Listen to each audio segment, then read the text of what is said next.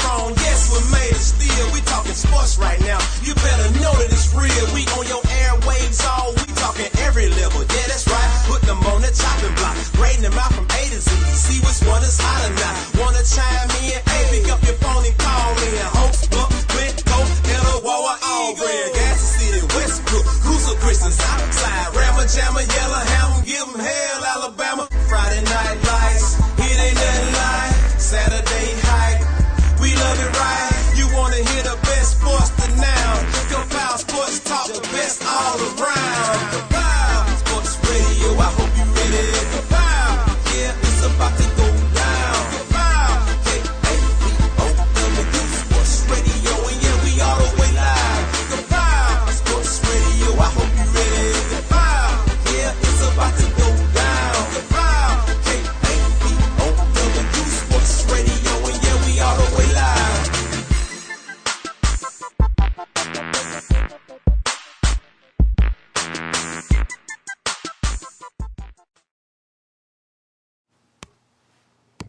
You heard it here first.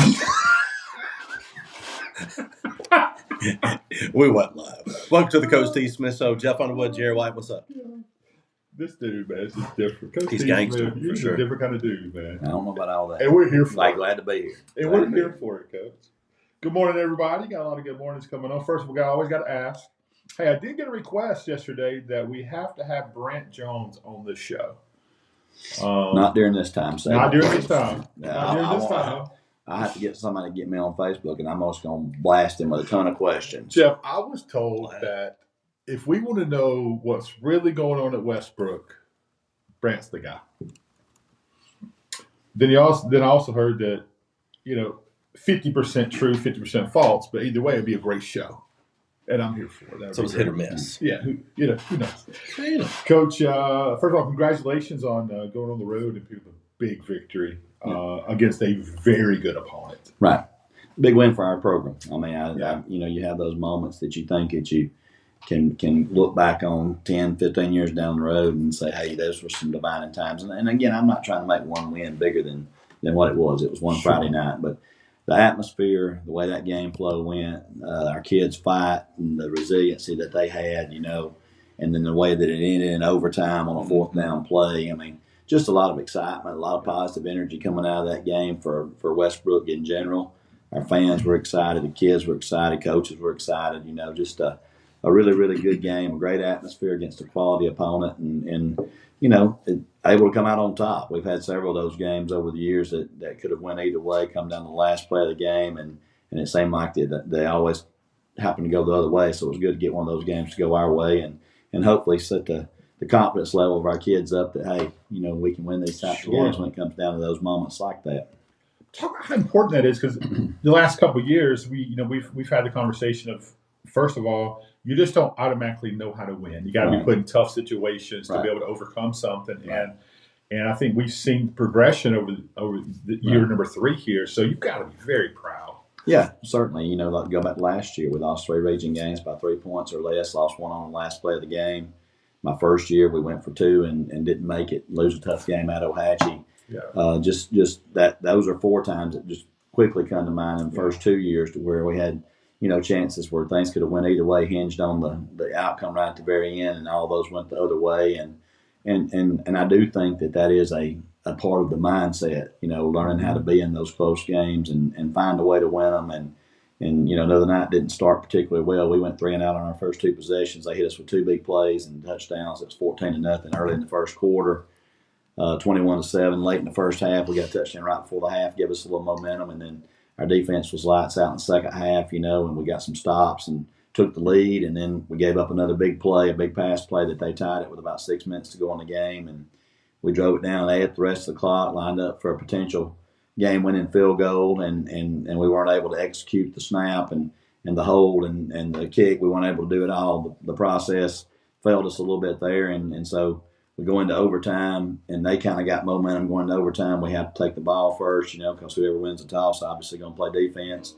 We take it and get our touchdown, and then we were able to come up with a huge stop. And, just the way that thing ended, it was a lot of excitement on the field for everybody and the stands. And just, our guys showed a lot of character, and a lot of grit, a lot of determination, not getting down and rolling over, because I can tell you the first quarter was about as bad as it could be for us. We did nothing offensively, and we couldn't slow them down on defense. So, but I think that says a lot about our maturity and our guys' belief, and I felt like it's could be a shot of confidence that we need as we hopefully make a push toward the playoffs. Talk about your running game. Yeah, this week. Yeah, heavy load. And I'd love to tell you that. I'd love to tell you that as coaches, that was the game plan the whole line. Right.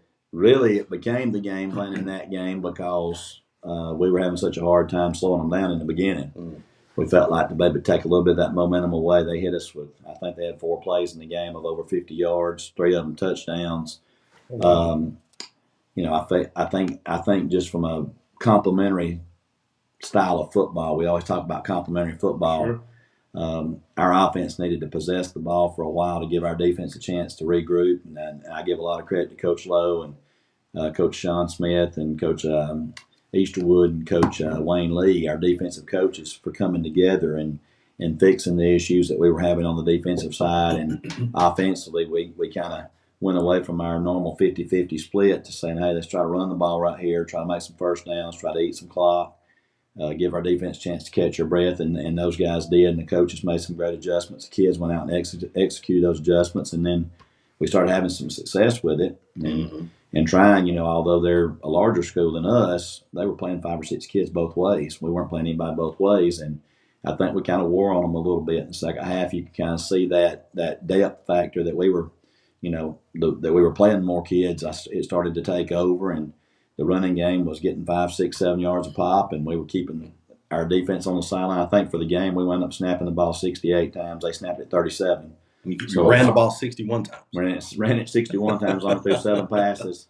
And, so it was one of those times to where that was what the recipe was for us to have the best chance to win that night. And sometimes as coaches, you can't just be stubborn and say we're going to do it this one particular way. You have to be flexible enough, and our kids did a great job of adapting on the fly. Our offensive line took over the game. Our backs ran like they were possessed, blocked for each other. Our receivers, although they weren't getting balls thrown their way, had their best game of the year blocking down the field. Just a total team effort. It was something that was very pleasing for the coach to see. When you did throw the ball, you completed it 5 of 7. Yeah. Now 2 or 3 of them were little flip passes, that go in the books as They go in the books as completed passes because it was forward pitch, but they were really just glorified run to a wide receiver. Mm-hmm. So, if you looked up the other night, if you said, "Hey, Brody got the ball," we ran 68 plays. Brody Blevins ran the ball 39 times. Brody Wood ran the ball 20 times. Brody Johnson had 4 catches, and then Maximus had a carry and a catch. Other than that, if the microphone guy could have just said Brody on the carry or Brody on the catch, he would have been right. What I'm hearing, if your name is Brody, probably going to get some playing time at Westbrook. Well, hey, I don't know how many Brodys there are out there, but most of them go to your school. They are our school, I guess. That's but so fun. it's just coincidence. It wasn't anything by design. It's just that's kind of what we were. That's kind of what we were having some success with the other night. But that has to show some confidence. When you, from an offensive standpoint, when you have confidence and belief that your offensive line is going to, like you said, take over a ball game, right? That's got to feel good. Well, and those guys, a lot of those are new starters, 3 new starters on the offensive line this year. And, we call out people by name, but I definitely want to take the time to mention 4 seniors on the offensive line: Taylor Brown, Jonah Valentine, Cooper Lancaster, and Luke Armstrong. And then we have a sophomore, Jack Larkin, that's on the offensive line. He's the 5th member of that group of 5. And, they most of the time the linemen are recognized when they get a holding penalty or they get jump off sides or something like that. I mean, everybody in the bleachers, even the most novice fan can tell who holds and who jumps off sides. And it's usually and then the most common yell from the bleachers when the quarterback gets sacked is, "Come on, line, block." So your linemen never really ever get the credit that they deserve, and our offensive line certainly deserves a lot of credit for the success we had the other night. And I want to make sure I call those guys out by name and let them know how important they are, because they're not the ones that's going to get their name in the paper. Right. Who was your offensive line coach?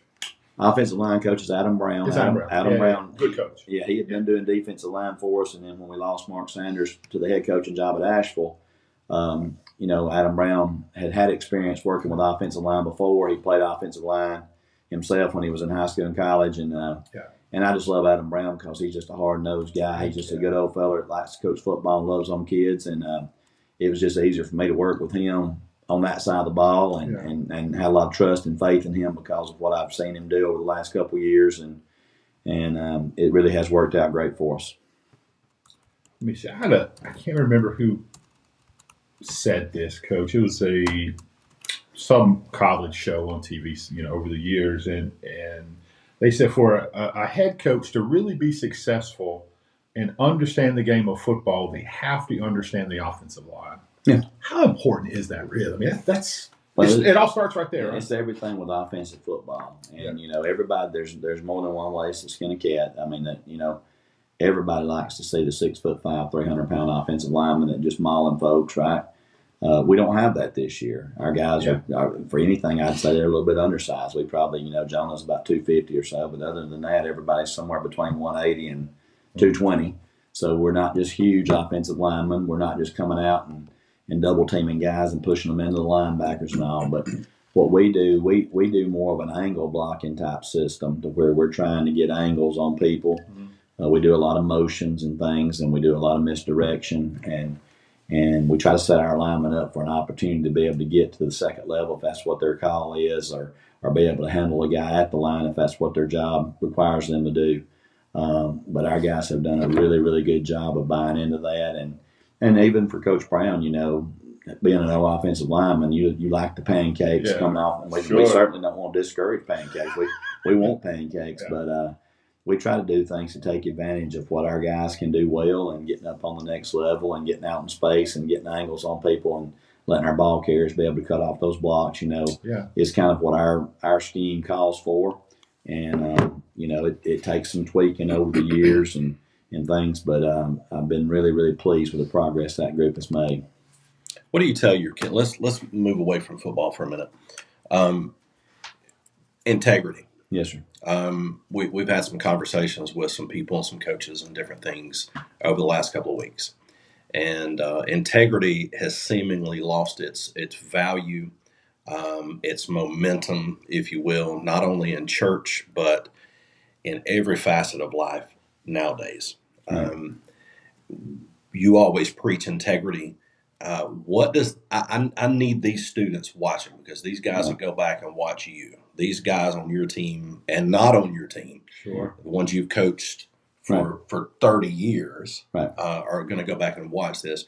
What is integrity, and how important is that it, and speak to the, because I'm frustrated, speak to the freaking coaches that watch this show and talk about that for a minute, because I know you're a high integrity guy. That's what you have when all else goes away. Your time of playing football is going to go away, and your records and things that you achieve, your accomplishments, you might have a trophy to sit back and look at and reflect back on how you did when you were in school. But at the end of the day, integrity and character are the things that make you who you are. And I've always kind of lumped them hand in hand, character and integrity. I always define it as what you are when no one's looking. So much kids today are concerned with their reputation. And I try to tell them your reputation is merely what other people think of you. Mm-hmm. Your character and your integrity, that's who you are when nobody's watching. It's just you and God above. That's who you really are. And, the thing I do think in our profession, whether it's coaches, players, parents, whatever, we got a lot of people that are just so consumed with the end result. And, people that, whether you like Nick Saban or whether you didn't, he always preached the process, what you had to do to get the result. Don't always just look at, and I know we're gauged by our final results. Coaches get fired every year that don't have good results at the end. Sure. And a lot of those men are great men of integrity. They're teaching integrity and character to their kids. They just might not have as talented of a bunch. Right. But then we lift up coaches that have lots of wins or championships a lot of times that might not always be doing it the right way, but we're pleased with their final results. And obviously, administrators, people that do the hiring, you want results. But I think you also have to have people that are leading young men that have character and integrity, that demand that the young men display character and integrity, because we're still teaching them. This age, kids are impressionable. We're teaching them about real life. We're teaching them to try to hopefully be the best dads, the best husbands, the best workers, the best members of their community that they can be. And you don't get anywhere lasting by cutting corners, by taking the easy way out, by cheating, by robbing, stealing. I tell my own kids, there's never a right reason to do the wrong thing. I don't care what your motivation in your mind is, that you was trying to really do it because if it's wrong, it's wrong. One of my former coworkers had a sign in his office that says the wrong thing is the wrong thing, even if everybody's doing it. The right thing is the right thing, even if nobody's doing it. That's wrong. And, that's what I really want our kids to understand. Yes, we want to win football games, and yes, I want them to achieve the success, the highest that they can achieve on the field. But we're not ever going to do it by teaching them to cheat. We're not ever going to do it by teaching them to cut corners. We're not ever going to do it by having double standards and not expecting the same thing. We had a senior that was late to football practice this morning. If you're late, you roll. I mean, as soon as we got done with practice, he rolled on that wet field for 100 yards, got all them pellets in his hair and in his clothes, and his wet underwear was wet going to school and all that good stuff, But it was the same way if it had been a freshman that never gets to play. The guidelines, the standard is the standard. And, part of what we do is we try to hold those kids to that. And in a world where so much of their life is built on comparison and other people's opinion and their likes and their follows and all that stuff, that has no lasting meaning, in my opinion. And the people that love you today are going to hate you tomorrow if you don't stand on something that's fundamentally sound. And in my personal feeling, it's biblically based. It's based on, trying to please an audience of one. And if other people have a problem with that, then that's their problem. But, we want our guys to do things the right way. Are they going to mess up? They are. They're teenagers. Are some of them going to do some stupid things? Are they going to get in trouble at school? Are they going to speed? Are they going to... Sure. Things are going to happen because they're teenagers. We can't expect them to be perfect. But the demands that we try to place on them, and then ourselves as coaches living in front of them, need to be that of integrity. And I'm very proud to be part of this profession. I'm very proud I've got to do this for a long time. I watch a lot of the people that are newer into the profession, and they're modeling their style or their philosophy after what they see on Saturdays or Sundays, and I'm not necessarily so sure that that's a great way to be leading young people. I try not to get involved with anybody else's business. I try to let everybody else do their thing the way that they think it needs to be done. Certainly don't think that my way is the only way, but I hope and pray that the kids that play for me, when it's all said and done, regardless of the final record, will say, Coach Smith was honest. He taught us to be honest. He taught us to do things the right way. He taught us not to cut corners. And, if they can say that about me, then I'm happy. Don't you think that's the thing? You look at somebody like you. You've been just at a handful of schools, over your long tenure as a coach. Right. You very easily could have jumped from this school to a huge school to a bigger school to a different program to college football, all of those different things. But you said, you know what, this is what I feel my call is. Right. I'm going to live here. And you mentioned it that some of these younger coaches are coming up and they're hopping to the next best thing, the most flashy thing. And that doesn't build stability. It doesn't show these young men that are looking at you and these other coaches. You can stay somewhere a long time. You can build a family. You can build something special. 100% agree. And don't just jump to the next flashy thing. Because here's the thing. The people that you're with and jumping to, they're going to be gone in 4 years. That's right. And then you're going to jump to impress somebody else and somebody else and somebody else. 100% agree. But what you're talking about is integrity, is longevity, consistency. And I think that's important because that is what's missing from our generation down. Right. You see it from the boomers, from people older than us up.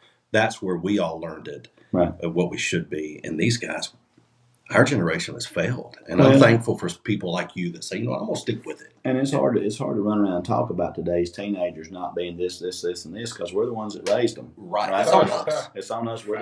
This is the thing that I use as a comparison, and I'm not trying to be on a soapbox, but when you go back and look at our grandparents, amen. You always heard coming up, a man's word is his word. His handshake is his word. You didn't have to have paper write it down. You didn't have to have a contract. You didn't have to sign it.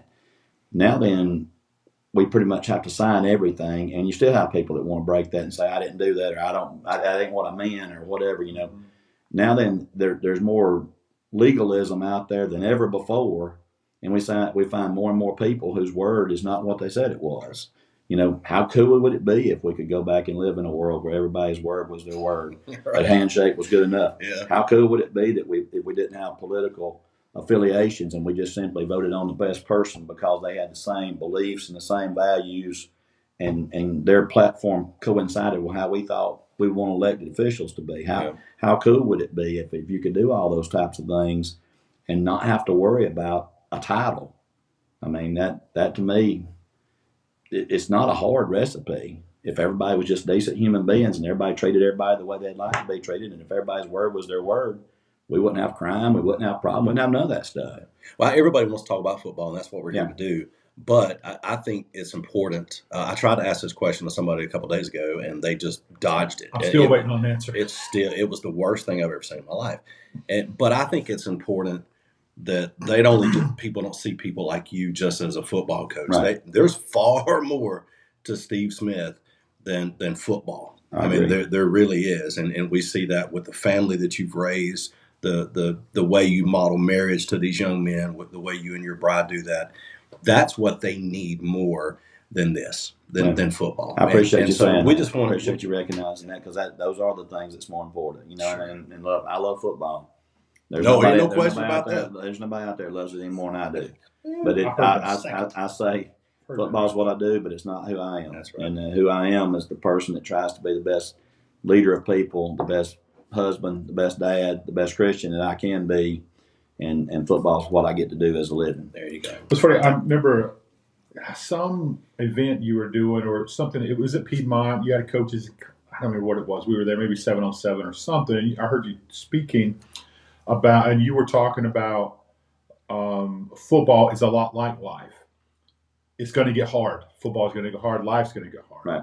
If you'll quit, on this third down play, you'll quit on your job. That's for your family. You'll quit on your wife and your marriage when things get hard. That's right. Your kid gets in trouble. You're going to quit on your kid and use way more elegant language than that. But that's what I took away from that so many years ago. Well, and my wife and I, and this is part of football, so we can't get the tone back to the football part of it. But, all of us have been guilty, I think, of making this comment. We want our kids to have it better than we have. Sure. Right? Yeah. We always want our kids to have it better than we have. And a lot of times we act on that by trying to make things easier for them. Mm-hmm. And I think when we teach kids about making things easier, we're not really giving them a great example of life, because all of us know, and all the parents that are watching, life don't really ever get easier. The challenges may change, but it don't ever really get easier. I think we'd be a lot better off if we would teach our young people how to handle hard stuff.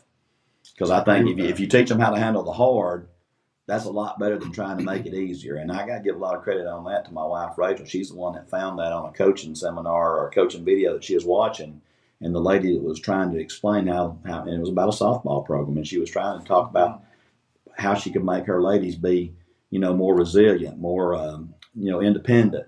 And it was about handling hard stuff, because life don't really get easier. So you can't consistently make life easier, but you can do a better job of handling hard stuff. Amen. And I think that's where a lot of times we fail our young people. We make things so easy, and they have so many choices that we don't really teach them how to handle hard stuff.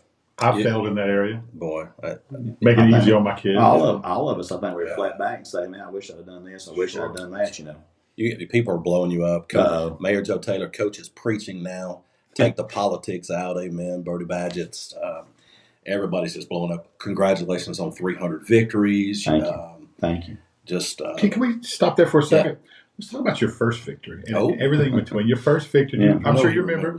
Oh yeah. 1995 at Gaston. Shinbone Ridge. And I think it's fitting that your 300th win on the road. Yeah, against another set of Bulldogs. Another Bulldogs. Bulldogs and Bulldogs. Yeah. Both ends. Yeah.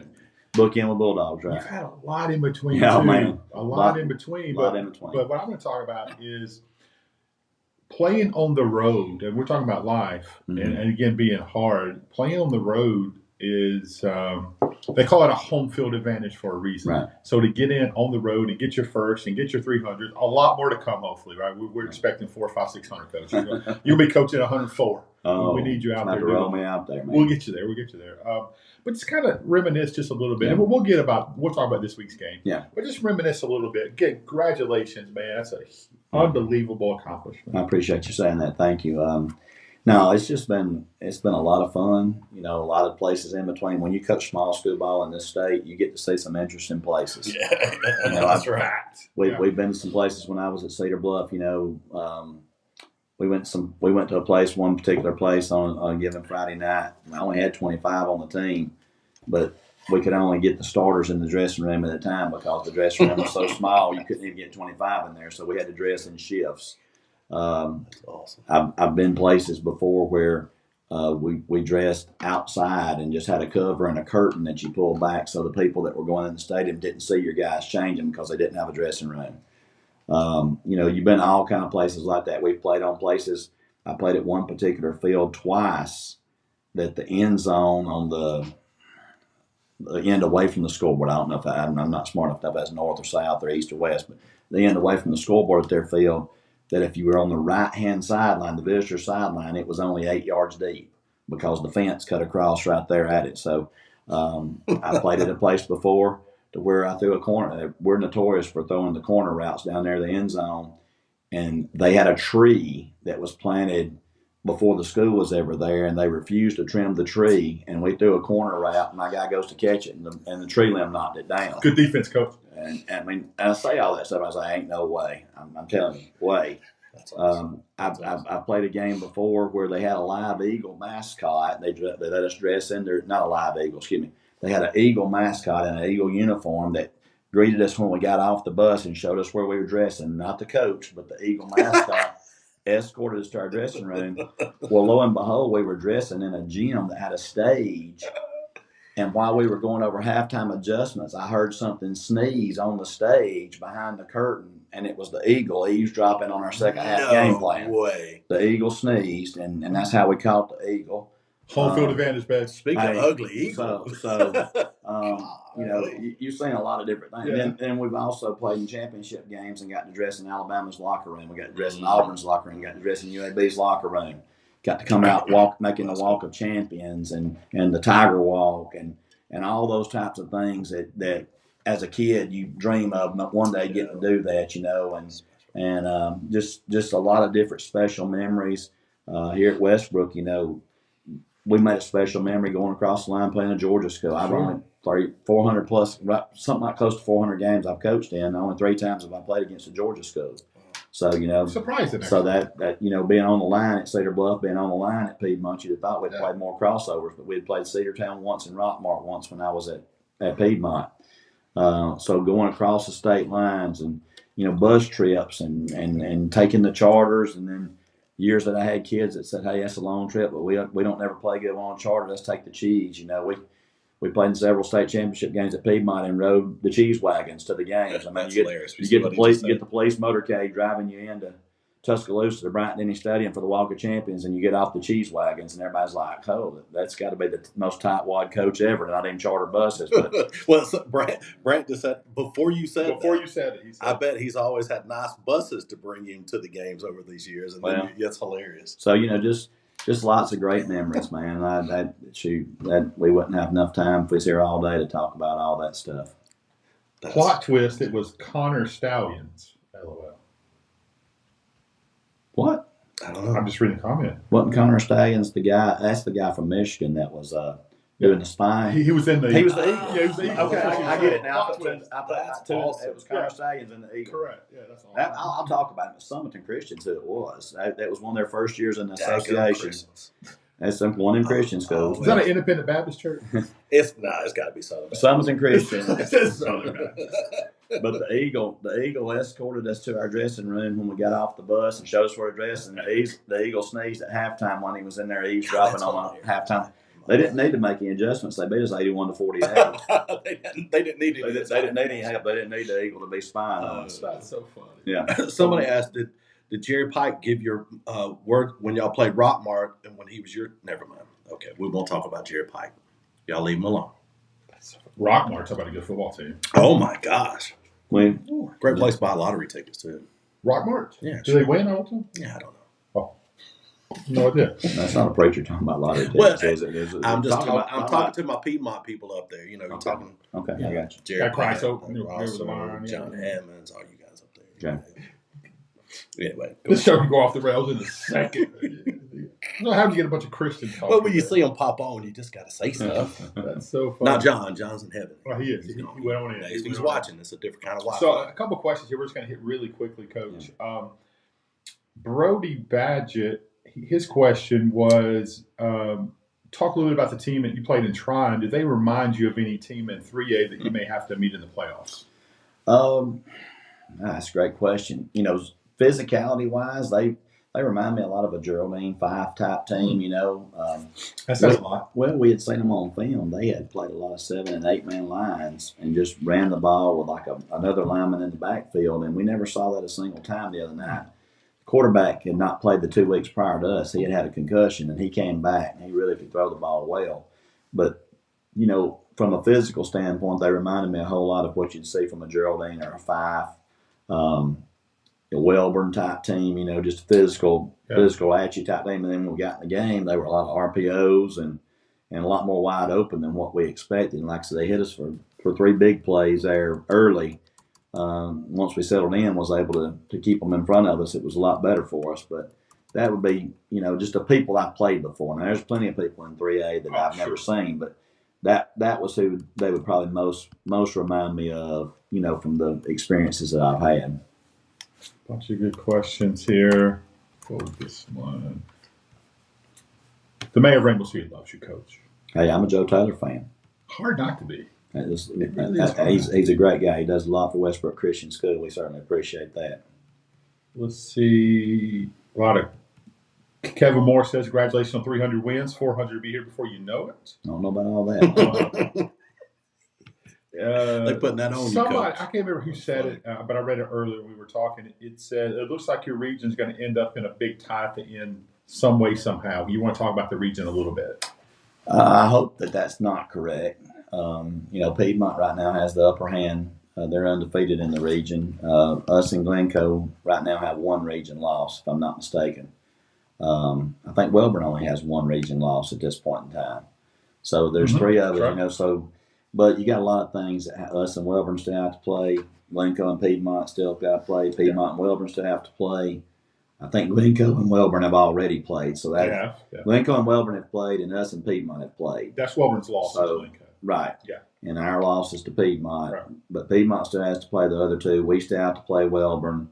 Pennington, I think, is sitting with 3 losses right now. Am I right on that? I think so. You know, so Pennington is a team that's a playoff caliber team. They're 3-3. So they're sitting there. They probably need to win out. They got us, and then I think they got a bye week, and then they've got Weaver at the end. Correct. So Pennington's playoff chances probably hinges on how they do with us Friday night, how they do with Weaver week 10. It's a playoff game. Their playoff starts. It's a playoff atmosphere. Yeah. It's a playoff game, and that's how we've been approaching this game. Pennington's a team that beat us last year at their place, and they're a really, really good football team. I think they're 4-4, 5-3 overall. That's right. But 3-3 5-3 overall, 3-3. 5-3 overall, and 3-3 in the region. Right. And so, you know, they're looking at a potential 7-win season if they can win their last 2 region games and get in the playoffs. So after that, without having the region standings right in front of me, I don't. Locust, Fort Sax, Ohatchee, Weaver. I don't know who all's played who all. So it gets far. confusing for sure. But I think it's pretty. I think this year, instead of having 7 teams, last year we had 7 teams going into week 10 that had a chance to get in the playoffs. You know, and we had 8-0, 6-2, and then there are 5 of us that tied 4-4. I think it's pretty much a 5-team race for those playoff spots, you know, as it looks right now. You know, it's still good question. Everybody still has to win to secure their spot. You know, I hope at the end it comes out that we're 7-1 in the region. That's our goal. You know, we would like to be 7-1 and have that second spot and get to host a first round playoff game, but in order for that to happen, we've still got to beat a Pennington team that beat us last year, a Weaver team that beat us last year, and a Wellborn team that could be playing also for the second playoff spot based on how the rest of their season goes. So there's not anything easy about the remainder of our schedule, that's for sure. Jeff Smith's a really good coach. He is. He had the field named after him up at Wellborn, I saw. Pretty cool. Yeah. And, Coach Smith's done a great job there. He is Wellborn through and through from his playing days to he had a couple other coaching stops and got to come back home for the last, 17, 18 years and has done a great job there. Somebody asked the question, how do you get past the big emotional win? And your crowd was phenomenal, by the way. It was phenomenal. And focus on a really good J.B. Pennington team that knows how to put up points. It's been a battle all week. Pennington's catching us at a perfect time. I'm just saying, coming off that big win, you're always fearful of a letdown.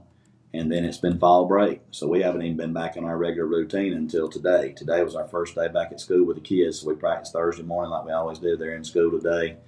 Monday, Tuesday, Wednesday, the kids have showed up for practice. I mean, that part, we still had football practice. Fall break just has nothing to do with football practice. We still have football practice, but instead of getting the kids every day at 2 o'clock and them coming from a school day and knowing everybody had a good lunch or whatever, you're getting them coming in at 2:30 roughly and having no idea if they slept till 10 o'clock, had no idea if they went fishing the night before and stayed up all night. You get kids out of the routine, and sometimes it's hard to kind of get everybody focused and reel back in. So on top of having the big win, on top of having fall break, we, John Holder, we were their team of the week, and he's wanting to come on Friday to the pep rally, and we're going to be excited to welcome them there and all that. Aside from all that other stuff, just trying to get back focused on what's a really good J.B. Pennington football team. That's been pretty difficult. So I think our kids. I think we've done a good job of presenting to them how important this game is, and we got to refocus. And just like we tell them, a loss can't beat you again the next week. A win don't carry over and automatically guarantee you nothing the next week. You got to go back. No one talks about that, though. Right? You got to go back and you got to bring it again the next week, and you got to avoid those letdowns. One thing about this J.B. Pennington team is they're run heavy. So talk a little bit about what you guys have got to do, what your defense has got to do, and they run the ball a good bit. They got a very capable quarterback. He's a returning starter. He throws the ball well. It's crazy when you watch them on film. They run the ball, but probably 2/3 of the time they start out in an empty backfield. I like that. But they're bringing people in motion. They're handing it off, quarterback keepers, and they can throw the ball. I think they're very dangerous when they throw the ball. It's usually chunk plays. One game I was charting that we had on them film, they threw it like 6 times, but 4 of them were touchdowns.